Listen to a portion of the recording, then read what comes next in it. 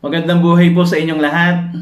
Salamat po sa inyong paanyaya na makapagbigay ng encouraging message sa inyong lahat. At nawa po ay nasa maayos po kayong kalagayan ngayon.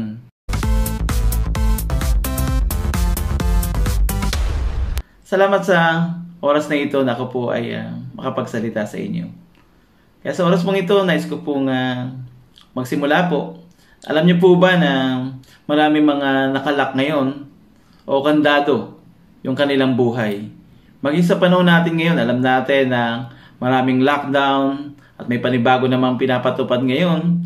At alam natin na ito ay kabi-kabila na makikita natin. At ito ay nagdudulot marahil sa buhay ng tao na siya ay magkaroon ng takot o pangamba o duda o mga negatibong mga bagay o mga tanong sa kanyang kaisipan.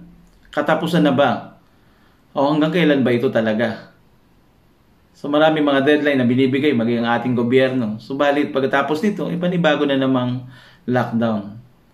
Kaya maaaring nainip tayo at sinasabi natin, kailan kaya matatapos ang lockdown na ito? Ngayon, how do we unlock? Yan po yung ating pong pag-aaralan ngayon. Paano tayo makapagbubukas ng mga bagay na nakasara o nakakandado? So we need the key. Yan, katulad nito, may hawak po ako dito ng susi. Iba't iba po ang pinagagamitan ng mga susing ito.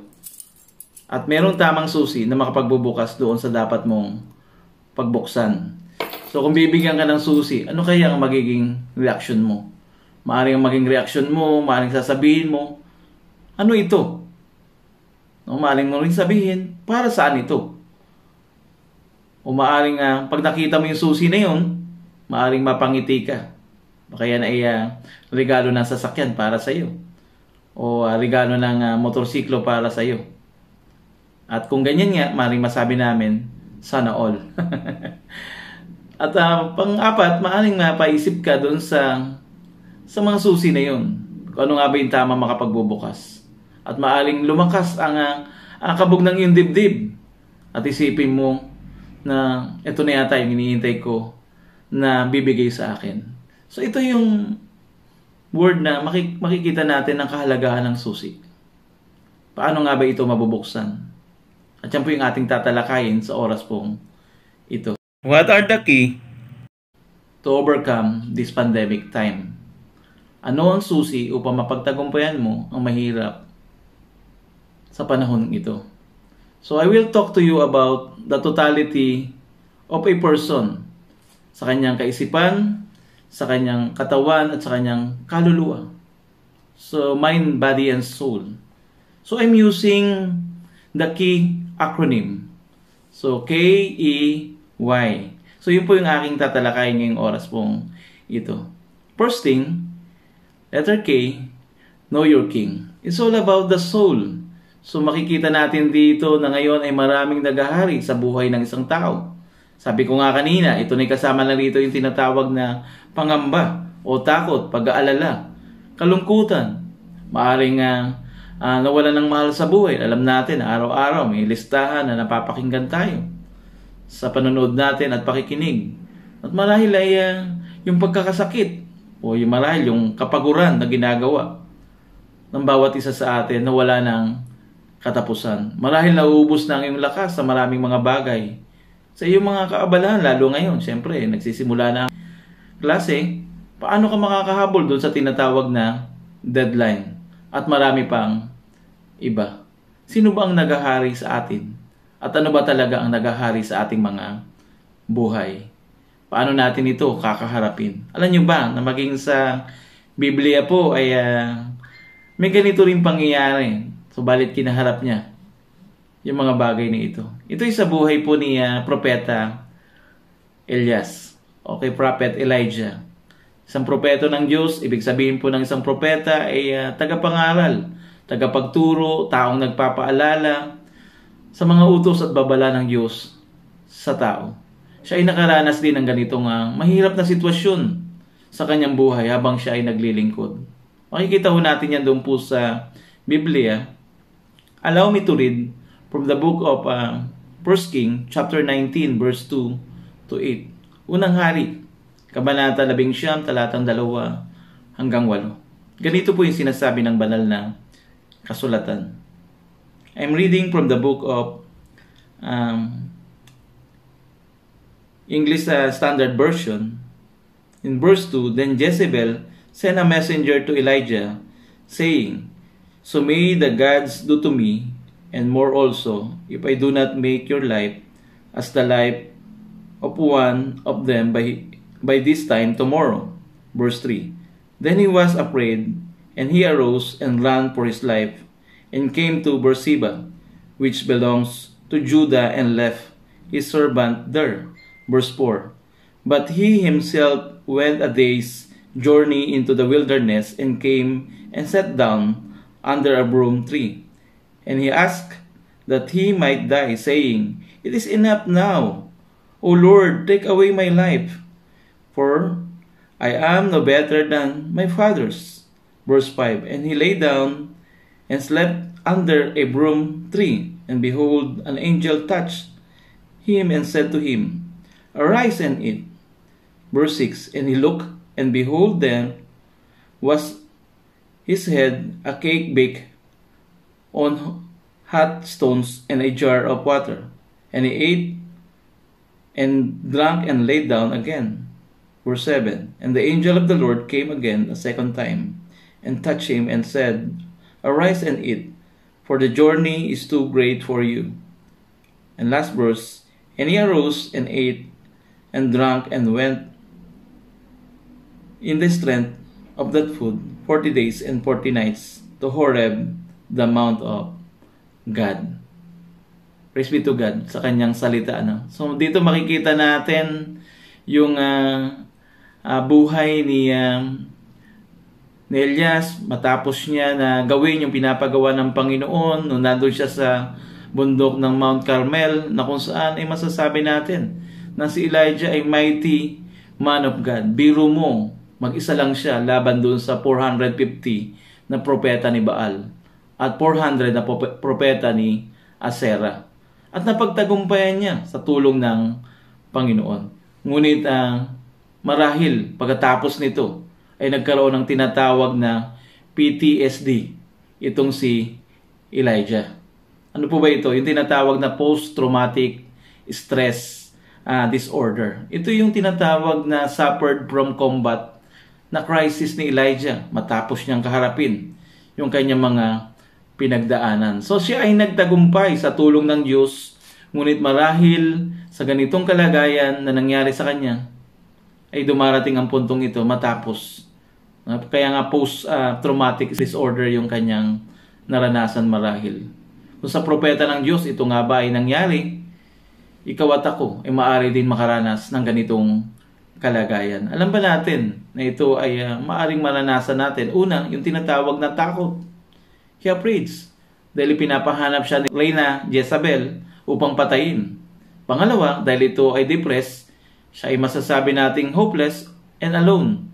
Napakahirap pong mag-isa. No? Kaya't naranasan niya na siya ay umiling sa Diyos na mamatay na siya. Bunga marahil ng kanyang takot o depression at kapaguran. Pero ano nangyari? God ministered to him. Pinatulog, pinakain, pinalakas dahil may kailangan pa siyang gawin. May purpose. Tulad nyo at tulad ng bawat isa sa atin, merong dahilan ang Panginoon kung bakit kayo ay tinawag sa larangan ng pagtuturo. So, alam ko na bawat isa sa atin merong pinagdaraanan. Sabihin nyo at hindi, meron tayong mga kanya-kanyang mga problema na kinakaharap natin sa ating buhay. Naghahanap tayo ng mga taong magpapalakas sa atin, mag-i-encourage sa atin. So, naalala ko tuloy yung isang patalastas na merong katanungan. Sabi doon, para kanino ka bumabangon? So, para kanino nga ba? Ang isang nakakapagbigay encouragement sa atin ang mga katagang ito. Marahil iniisip mo sa iyong pag-online, you are alone. Nag-aalala ka sa kalagayan ng pamilya mo. O sa pagpunta mo sa school, sa pamimigay mo ng modules sa mga magulang. O maaring iniisip mo, baka mahawakan ka ng virus at kahit na ikaw ay vaccinated na, o maaring ang ginagawa mo ay maaring makaapekto ito sa iyong pang-araw-araw. Ano ba yung talaga mong dapat gawin? Ano yung nararanasan mo ngayong krisis na kinakaharap mo? One thing para mabuksan ang isang nakasara, yung letter K. Know your King. Nawa ganyan mong tignan ang iyong sarili. Na kung ikaw ay napapagod, lumapit ka sa Panginoon. Come to Christ. Ito yung kanyang paanyaya doon sa Matthew chapter 11, verse 28. Sabi doon, come to me all who labor and are heavily laden, and I will give you rest. Kung nabibigatan kang lubha, kung ikaw ay mayroong pasanin, lumapit ka sa Panginoon at siya'y nagbibigay ng kapahingahan. So, yan yung susi na mapagbubukas. Una, kung hindi mo kaya, dahil siya'y nagbibigay ng kalakasan. Kalakasan na kung saan, anumang dami ng iyong ginagawa, nandyan ang Panginoon. So, just go on. Don't give up. Cheer up. Ito po yung ating gawin. Paano natin ito kaharapin yung buhay na ating pong dinalakaran ngayon? Kaya isang paalala sa atin, baka wala ka ng oras sa Panginoon. Magbigay ka ng oras sa Diyos. Mahalaga ito na bigyan mo ng panahon at bigyan mo ng pagkakataon na idulog sa Diyos ang lahat ng iyong mga problema at mga hinaharap sa buhay ngayon. Ano man yung pinagdaraanan mo. One thing na gusto ko sabihin sa iyo, isang susi na makapagbubukas ng isang kandado ng buhay. Know your King. So, sabi nga ng isang misyonaryo, siya po ay isang manunulat na kung saan ay sumulat po ng isang himno na pinamagatang Hiding Place. No, during the time of Nazi, na kung saan ay maraming mga Hudyo na siya naligtas during World War II. Ang pangalan niya po ay si Corrie ten Boom. Ang sabi niya ho sa ganito po bang usap, if you look at the world, you will be distressed. If you look within, you will be depressed. If you look at God, you will be at rest. Wow, grabe no? Napakaganda ng kanyang sinabi. Kaya isang susi na makikita natin doon talaga ay know your King. Lumapit tayo sa Diyos. Kilalanin natin ang Panginoon. Ano man yung ating kinakaharap. At yan yung nangyari maging sa buhay ni Elijah. Na siya ay nakapagpatuloy sa kabila ng kanyang mga pinagdaraanan. Ikaw, meron ka bang pinagdaraanan ngayon? Ikaw ba'y na-stress? Ikaw ba'y nadidistress sa iyong buhay? O naguguluhan ka sa iyong sitwasyon ngayon? Inahamon kita na magtiwala ka sa Diyos. Trust in the Lord. Ito yung gusto niya, and keep Him as your King of your life. No, siya yung maging hari ng iyong buhay. So yun po yung una na makita natin kung kilala mo siya bilang hari ng buhay mo. Alam mo dapat yung iyong katayuan sa harapan ng Panginoon. At kung paano kanya pinapahalagahan, gayon mo dapat malaman ang iyong kahalagahan. So that you will, number 2, na makita natin doon, o letter E, establish your value or worth. So kanina ay more on soul sa ating kaluluwa. Nakilalanin natin kung sino ang ating hari. Ngayon naman titignan natin yung ating kaisipan. Paano ma-establish ang iyong halaga? No? Katulad ng paglalagay ng isang matatag na pundasyon. Alam natin na mahalaga ang isang pundasyon ng isang gusali. Kapag ito'y mahuna o hindi matibay ang pagkagawa, tiyak ito'y madaling masisira ng isang mahinang lindol man o masasabi natin isang kalamidad na maaring dumating, magigiba at masisira o anumang bagyo na dadaan dito. Ngayon ang tanong ko, paano mo mapapatatag ang iyong pundasyon? So, kasi pinag-uusapan natin dito, establish your value or worth. So, una, magsimula sa iyong isip at isipin ang iyong halaga sa Diyos. Na ikaw ay mahalaga sa Panginoon. Pangalawa, maging masaya sa iyong ginagawa tulad sa iyong pagtuturo. Masaya ka pa ba sa iyong pagtuturo? So, mahalaga po yan na makita natin sa buhay natin. Sa akin bilang pastor. No, na maligaya po ako kapag ako ay nakakapagturo. Kaya isang kagalakan na kayo po ay mabahaginan ko po ng ganitong klase mga pananalita. At I hope na meron po tayong matutunan sa iyong pakikinig ngayon. Kaya maging masaya ka kung ano may ginagawa mo. At bilang isang guro, alam ko, hindi madali ang inyong mga ginagawa. Especially in this time of pandemic. Na inaakala ng iba na hayay ang buhay nyo, na magulang na nagtuturo, pero alam ko, napakarami nyo mga ginagawa. No? Hindi lamang sa pagtuturo, mga mga paperworks at iba pang mga ginagawa nyo, especially sa online at pakikinig din. So ganito yung makikita natin. Ngunit sa kalagayan yung ito na marami kayong ginagawa, meron pa rin naman kayong ibang bagay na dapat asikasuhin. Maaring kayo isang ina o ama, o isang anak, asawa, o sa inyong kaibigan, siyempre meron ka rin pakikisalamuha. Gayunpaman, nais nito na makita natin, bawat isa sa atin, kung ikaw man ay nasa kalagayan na medyo busy ngayon, medyo aburido ka dahil ang dami mong mga kailangan tapusin, yung nais kong sabihin lang sa iyo ay chillax lang, chill. So, kaya mo yan. So, ibig sabihin, take it easy sa ating po mga dinadaanan. Sa dami ng mga nalampasan mo o napagtagumpayan mo na sa buhay, ngayon ka pa ba susuko? So, kung ikaw ay medyo nangihina ngayon o maaring nahihirapan ka o na-stress ka, sumasakit ang ulo mo, no, kailangan mo makita kung ano yung tinatawag na halaga mo. If you know your value, bigyan mo rin halaga maging ang iyong mga tinuturuan. At lahat ng ginagawa mo, bagamat may mga tinuturuan ka na dati ay personal mo silang nakakaharap, subalit ngayon, di ba? Ikaw na lang mag-isa sa harap ng computer. O marahil tinatawagan mo sila sa iyong cellphone. So maaaring namimiss mo na yung kanilang pagbe-bless o pagmamano. May mga greetings pa. Pag sila ay nandun sa school. At yung mga ngiti lang nila, di ba? Nagpapalakas na sa atin. Ngiti pa lang, masayang-masaya ka na. At iba pang mga bagay na inyong ginagawa. So kahit sa ganitong kalagayan, di ba, mahalaga pa rin. Sana kung face-to-face, ano? Pero dahil nga sa ating sitwasyon ngayon, ay tiis muna tayo. Nasa ganitong kalagayan. Pero alam ko, bilang isang guro, whether pandemic o hindi, you know your value. Alam nyo ang inyong halaga bilang isang guro na dapat kung paano kayo nagtuturo sa kanila. Baka nalilimutan mo nang umiti. Ang pagising mo sa umaga, mamimili ka eh. Ngingiti ka ba? O sisimangot dahil sa dami ng iyong mga gagawin sa buong maghapon? Always wear your smile. No? So, dapat palagi mo ipakita ang iyong ngiti. Sa kabila ng iyong dinadaanan ngayon. Bakit? Sabi doon ay,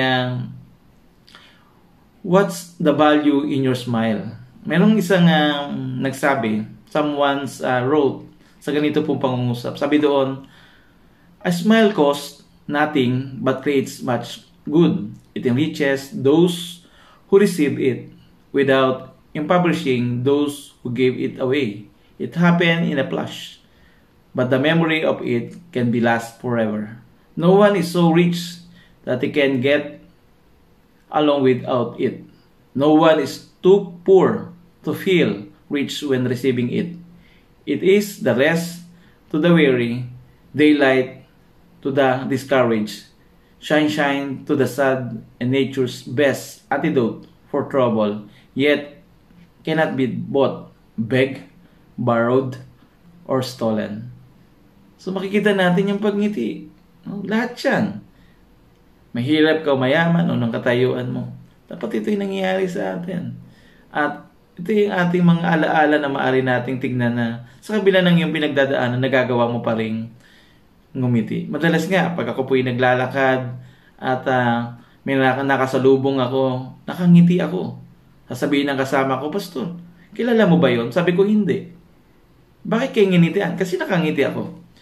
So, mahalaga yun. Kung tayo ay merong halaga, yung worth natin ay mahalaga, no, isa to sa dapat na sangkap na meron po tayo. Yung tayo po ay ngumingiti. Kaya, isang hamon ko sa bawat isa sa atin, magkaroon tayo ng masiyahing puso. Joyful heart. And remember your worth. Yung halaga mo sa iyong pagtuturo o maging sa inyong tahanan o bilang isang kaibigan o ano man ang iyong estado ng kalagayan ngayon. So we need to balance our life. Na makita natin na nandun yung halaga mo bilang isang guro. So if you had joy in your heart, remembering your worth, this is now the time that you are yung tinatawag na letter Y sa ating key. So yield on the promises of God. So dito makikita na natin yung tinatawag na action. So take an action. So, kailangan na natin meron tayong ginagawa. Yielding means surrendering or submitting to the will of God. Kaya kung hindi mo pa kilala kung sino ang naghahari sa buhay mo, hindi matatag na nakikita mo ang halaga mo, at nananatiling nakasarado ang buhay mo, may kahirapan, hindi ka makakilos ng malaya. Kailangan mo ng susi. At isa yan sa dapat mong gawin. Ikaw ay manghawak sa pangako ng Panginoon. Ngunit kung malinaw ang dalawang ito, panghawakan mo ang pangako ng Diyos.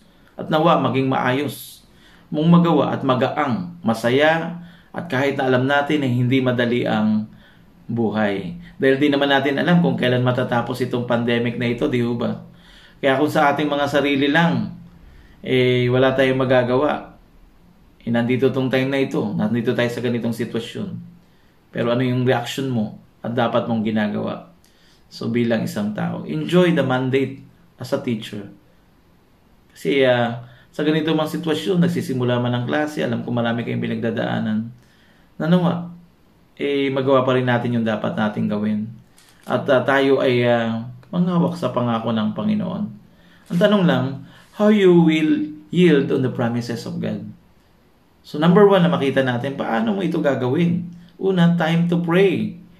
So talk to Him personally because He is your King. Kung siya yung nagbubukas, susi para mabuksan yung mga nakaandadong problema na yan, yung kalagayan, isa yan sa malaga nating panghawakan, manalangin sa Panginoon.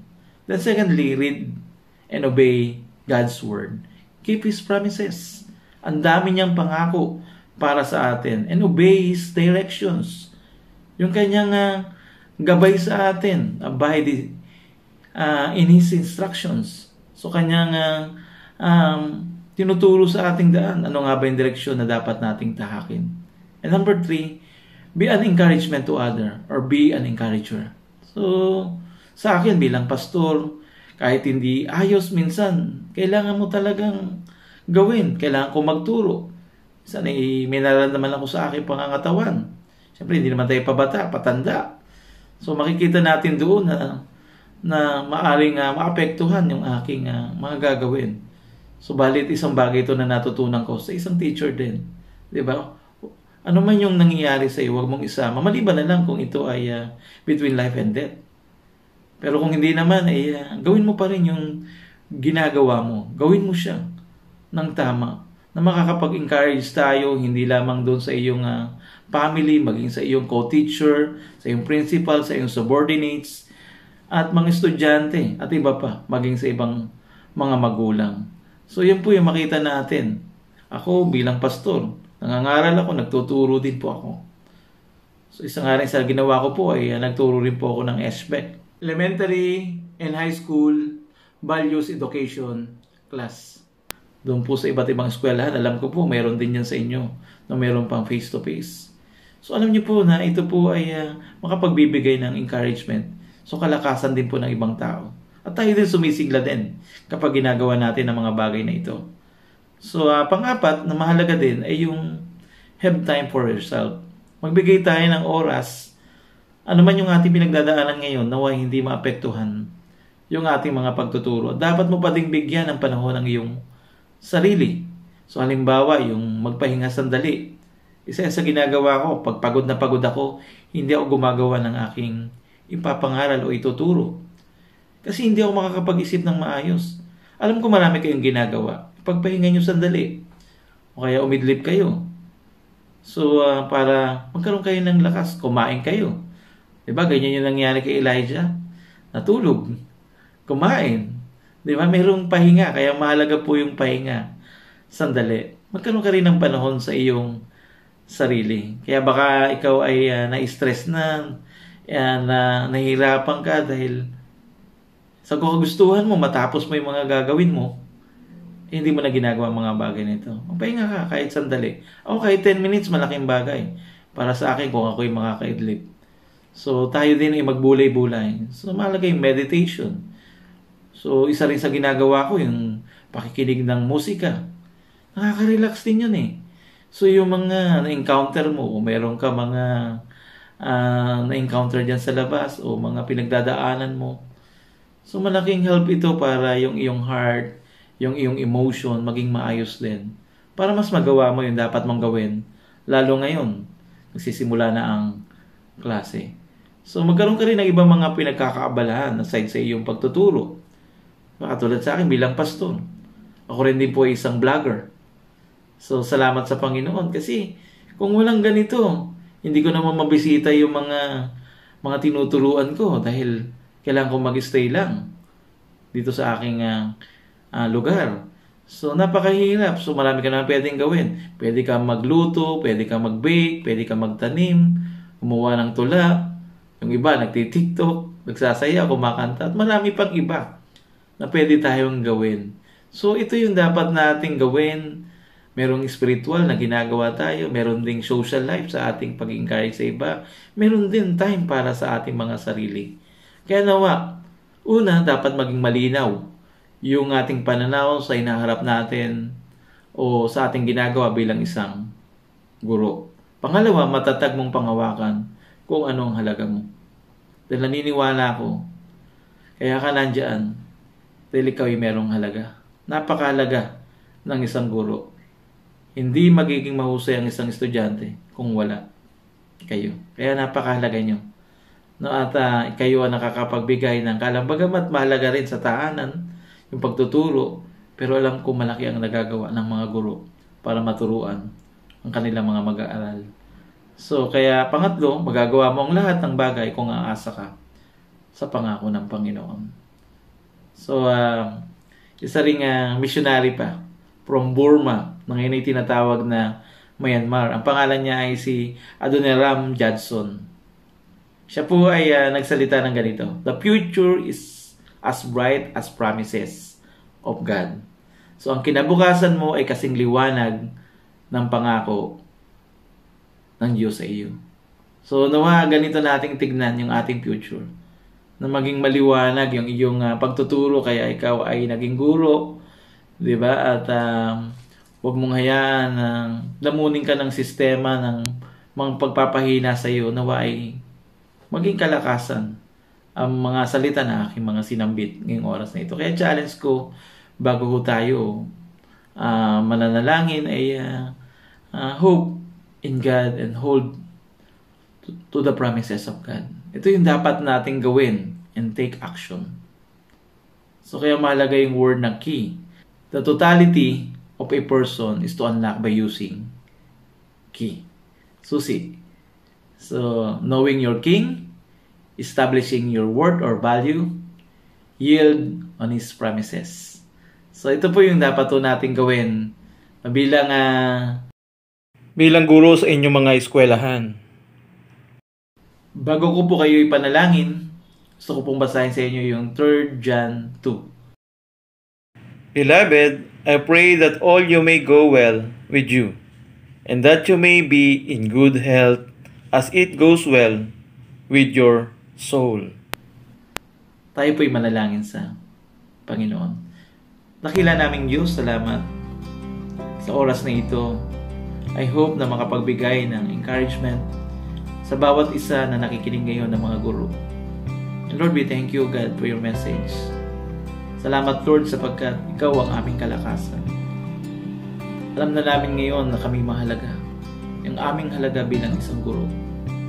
At higit sa lahat, Panginoon, yung aming mga gawa ay maging tama. Tama upang hindi kami may stress o magkaroon ng kaguluhan sa aming isipan, sa aming puso, sa aming mga ginagawa na apektuhan din ang aming pamilya. Hindi ito yung nangyayari. Nawa yung buhay namin, Panginoon, mas maging mabuti kesa dati, Panginoon. Yung buhay namin mas maging mainam. At gawin mo maunlad ang aming buhay. Maging sa panahon ng pandemyang ito. Ingatan mo rin kami, Panginoon, ang aming sambahayan at ang lahat sa amin. And we thank you sa lahat ng mga ginagawa mo sa buhay namin. Patuloy mong pag-iingat at pag-abay sa amin. Karunungan na mula sa iyo. And even, Lord, yung mahabang pasensya, Panginoon. And even, Lord, yung mga ginagawa mo, Panginoon, nawa, ipasalamatan ka namin. Thank you, Lord. Salamat sa lahat ng bagay, Panginoon. Nawa, may enlighten kami, lalo, Panginoon, ang iyong mga salita. At patuloy mo kaming turuan. kami lumago sa aming pananampalatayang Kristiyano. Salamat po Diyos, pagpalain mo ang oras na ito. O aming Ama, sa pangalan ni Jesus, sa tulong ng Espiritu Santo. Ito po ang aming panalangin, Jesus' name. Amen. Amen. So marami pong salamat po sa inyong lahat. Nawa po ay meron po tayong natutunan at nawa ay nakapag-encourage po ako sa bawat isa sa inyo. At nawa patuloy po nating ipanalangin sa Diyos na patuloy tayong samahan maging sa lahat ng inyo pong mga ginagawa. Yan. Muli po, ito po si Pastor Ariel Nicolas nagsasabi sa inyo, purihin ang Panginoon. Kaya salamat po sa inyong lahat at salamat po sa inyong panyaya at nawa ay pagpalain kayo ng Panginoon. God bless you all. Bye-bye. Keep safe.